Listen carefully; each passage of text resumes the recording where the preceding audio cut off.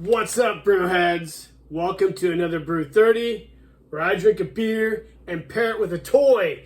Today, we're doing a brand new beer from an old favorite brewery, and that is Aww Jeah from Shorts Brewing Company up there in Michigan. Shorts has been one of my favorite breweries for a while now. Several years ago, a buddy of mine from high school, Josh, up in Chicago, introduced Hoomaloopalicious to me from Shorts Brewing Company, and it's been a favorite of mine ever since. And this happens to be the Imperial IPA version of that beer. But before we get started, what are we going to pair it with? One of the greatest and most iconic action figures of all time, the G.I. Joe Adventure Team Talking Commander figure. I thought he'd pair great with this figure or this beer. Why? I don't know. I just was trying to find something to pair this beer with, and I couldn't really think of anything, so I just decided to pop out the old Commander and dust him off and let him star in this beer review. Let's get a glass and try this thing. So like I said, this is a double Hoomaloopalicious, or Aww Jeah. It's an American double Imperial India Pale Ale. It comes in, let's see, does it have the ABV on it? Usually they do. This one does not appear to have it on there, which is a super bummer. I'm not sure what the percentage is. I would say it's probably close to 8.5% if I had to guess. It came in a 6-pack. And it was around $15.99, I think. I got it at a local grocery store. So let's pop this baby open. And like always, there's no right way or wrong way to pour a beer. You pour your beer the way you want. I'll pour my beer the way I want. Guys, I love double IPAs, especially in the summertime. Pretty sweet. You can see the cans, nothing fancy. Just got some hops in a kind of artsy display. It's a basic standard beer. It pours a nice light amber color, slightly hazy. A lot of lacing. The frothy head indicates this thing's going to be delicious. Let's try a little smell here. So, this is a pretty standard IPA. Hoomaloopalicious is almost like a Midwestern IPA, in my opinion. It's close to a West Coast style. Super hoppy, a little malty, and a little bit sweet. So this probably will be real similar to that, but probably a little bit sweeter and a little more boozy. So let's give it a taste.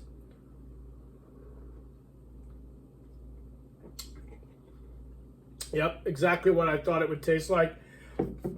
It has a nice, really rich, sweet malt front to it, followed by a nice, well-balanced hoppy end. Not super hoppy to where it blows your palate out of the water. It's just a really well-balanced IPA or double IPA.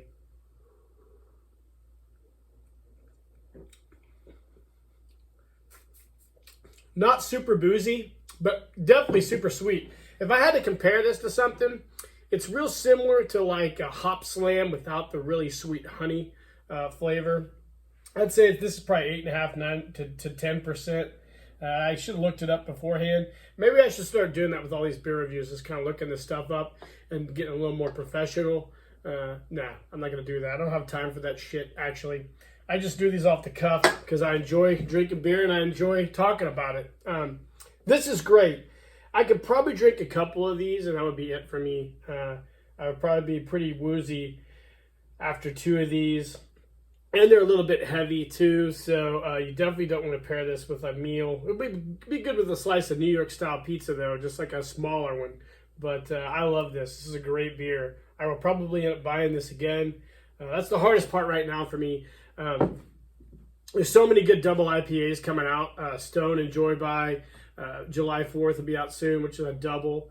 And it's hard when you get so many doubles in your fridge because you're just drinking one double and then you're not drinking anything else the rest of the evening or the day. If you're me, But from time to time, I'll have maybe a couple, but that's a rare occasion because I feel like really shitty the next day. Anyways, back to this G.I. Joe talking commander. So this was the first talking G.I. Joe I ever got back in 1986. This debuted in the early 1970s. This one has seen some action, but he is in amazing shape. Other than his commander uniform is slightly faded, he still talks.